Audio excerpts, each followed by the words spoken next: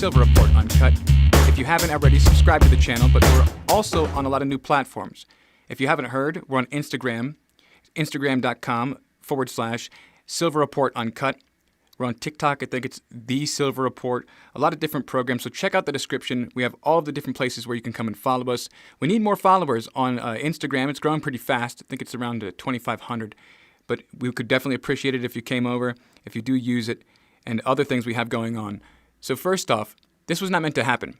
We were told unemployment's extremely low. We're told the inflation rate is still in the single digits and it's going to be coming down, which is not correct.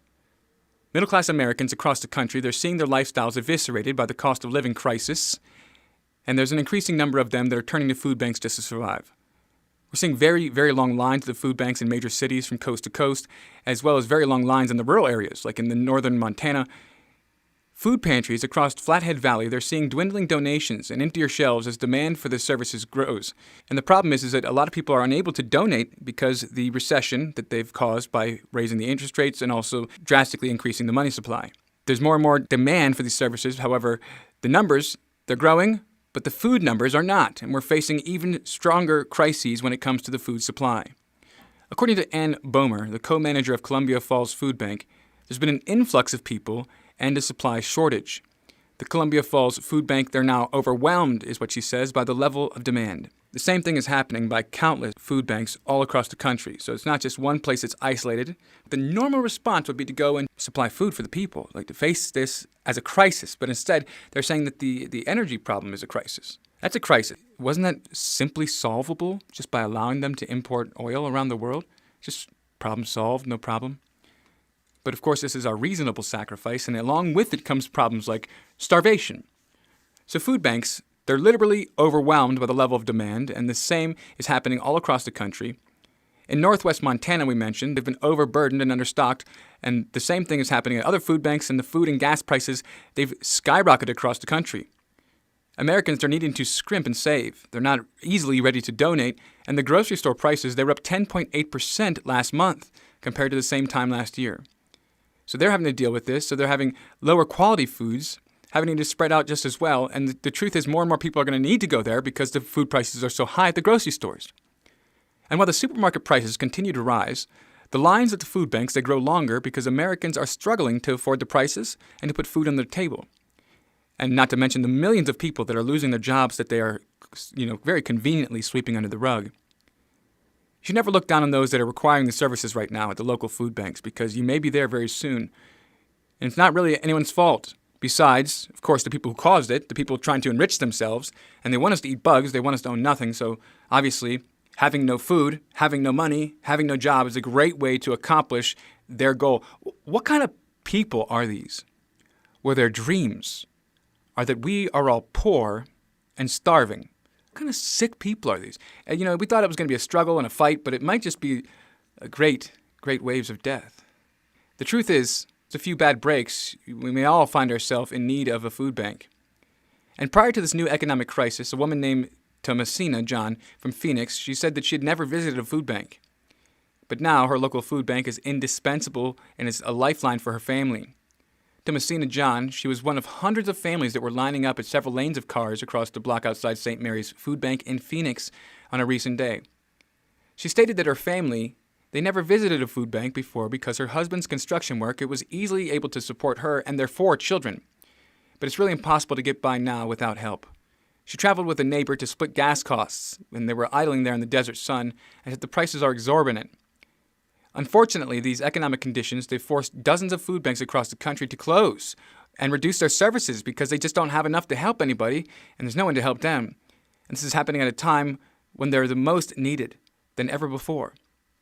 A few examples would be the rising prices that forced dozens of charitable nonprofits in the United States to close, temporarily close or reduce their services, and after 5 years in business, Nashville's Little Pantry, they closed their doors this spring.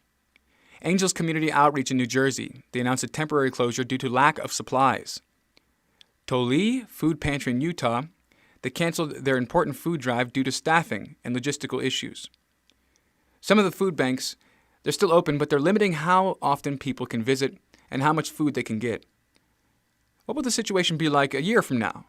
Since they've cut off the water to a large portion of the Midwestern United States, we have these problems with the natural occurring crises. And then you combine that with the fact that they've been straining supply chains for a long time. They're stopping a lot of imports of foods and a lot of imports of different things that could solve all this. They're still actively going out and attacking farmers. They're still actively trying to raise fertilizer prices, and we see they're skyrocketing all across the world by all of these nations in lockstep going out and intentionally trying to suppress these industries. They're doing this in the name of their heroic fight to save us all. But we're going to starve. They're going to kill us all. That's what's going on. So what's the situation going to be like if these food banks are already under a severe financial strain that they cannot operate anymore? It's something to consider. The United Kingdom, they're dealing with the similar issues right now, and the food banks, they're running out of supplies due to an overwhelming influx of new people experiencing hardship as a result of the cost of living crisis, is what they're calling it, instead of the government-induced inflation crisis. The fact we cannot eat anymore thanks to them wanting to have money, and of course, they're on their way to help us. Well, they do the prices even further. Some charities are even being forced to close and to turn families away in need. There's an unprecedented energy crisis as well that is pushing much of Europe to the brink of economic collapse. There's no way in hell they're going to survive another couple months like this, and the cost of living has become extremely oppressive. They're currently training to handle these swarms and swarms of angry population all across of Europe. It's something very severe. They're training to prepare and to handle them, to control them, to manage them, so it seems like they don't even believe it's going to be ending anytime soon.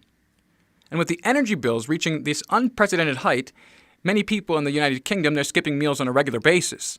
According to research, 4 out of 10 universal credit claimants admitted to skipping meals over the summer just to keep up with these rising costs. To sit there while your kids are able to eat the last of the food you have while your stomach, it just hurts. And there's nothing that people can do about it because everyone's suffering and the businesses they work at are going out of business due to the high prices on the fuel caused by the direct actions of these monsters. Over the last 3 months, 41% of people on benefits admitted to skipping meals. There's a further 38% that claim to have eaten only one meal or gone an entire day without eating just to be able to afford to buy enough food for their family. The Trussell Trust, Britain's largest food bank charity, surveyed 1,846 UK adults claiming benefits between August 10th and the 31st, and they said, regrettably, it's only the beginning. We've been repeatedly warned that these food shortages in Europe will worsen in the near future, and of course, a lot of these people, these controllers, they warned us that the food shortage and the food supply crisis has only just begun. The third world is going to turn themselves upside down. They're going to be going crazy in the streets. They've already begun doing that. And I think they're just going to let that keep getting worse and worse until they just have nothing left as a support mechanism so that suddenly the IMF can show up with some loans or people can show up and they need to depend on them and their government no longer can do because there's no one left. But this nightmare is not limited to these little third world countries. It's in Europe. It's not limited. And it's also in the United States as well. In 2023, there's going to be widespread food shortages around the world, according to the UN's Secretary General, and they predict that there's going to be multiple famines. So that's next year. We're going to have multiple famines and the food crisis will begin. What we're seeing now with these lines and all these food banks closing, this is like at the prequel. It's not even here yet. And so in the following year, why aren't these people preparing? And the government, they're trying to tell everyone and convince everyone there's nothing to worry about, that you're crazy if you want to prepare for something like this or to learn. I don't know if you caught my videos about growing microgreens, but it's extremely easy for anyone to do it, and you could provide very nutritious foods. You just need to get the seeds and get them now before the prices go up, and you could just buy yourself, a few pounds of seeds, and that could feed your family in just a few days. Microgreens are easily grown, and it takes around 5 to 7 days or something like that, and you could be eating. So that's something to keep in mind in case you can't get everything. Keep rabbits and chickens is something that people often have done, despite the government people telling us it's unsafe to garden. I saw a thing saying you need to cover your face when you're gardening so you don't die from the dirt. And then another one saying how horrible it is for kids to be near rabbits and we can't keep rabbits or chickens. And they've had tons and tons of these articles come out throughout this past year explaining why it's so dangerous for people to farm or to grow their own food. And yet more and more food processing plants go offline by the day and more farmland gets taken up or bought out of use. The government is paying farmers not to plant. They're paying them more than they would get for the crops not to plant. And they're also having some of these entities, these people from the big table that controls the world, buying all of the excess food or farmland. So these widespread food shortages expected to begin next year are going to involve multiple famines. and these people are not getting ready, but the top government officials all over the world, they've openly stated that there will be food shortages. The vast majority of people, they seem to believe that everything is just going to be fine because there's always been plenty of food in the past, but they've never really done this in the past. They've never taken it to this level where they are saying openly that they're going to have everyone reconfigure their entire economic system where they own nothing and that they don't have enough food, that meat is going to be a luxury and that we're going to have to eat these bugs. So, that's where we're going. We're going to have to eat the bugs. And there's always been plenty of food, especially in America, but that's not guaranteed anymore. There's no guarantee there will be enough food in the future. And according to the World Food Program, 828 million people worldwide are going to bed hungry every night already. And vast number of people in Europe, they're already forced to skip meals because of the food prices. Just like the children in Africa who are literally starving to death right now. But because in the U.S., they think we're going to be immune to this global food crisis, but that would just be burying your head in the sand right now and pretending that everything is fine. The food lines in the U.S. are already showing a glaring red flag, and they're becoming increasingly long. The crops, they're failing. They're cutting off the water to, I think, 6 states now, and they're looking like a vast, vast desert wasteland. And this is where a lot of the country's crops are usually grown. California is a big food producer, a big producer of our vegetables, and, they're just done for. How is this going to look in the future? It's going to look like them eating and us owning nothing. And I guess everyone will go crazy from delirium, either from eating their family members or the millions and millions of people dying, that they're just going to be happy. They're going to lose their mind and just be giggling somewhere in a padded room. I thank you guys for stopping by and joining us. As always, stay free.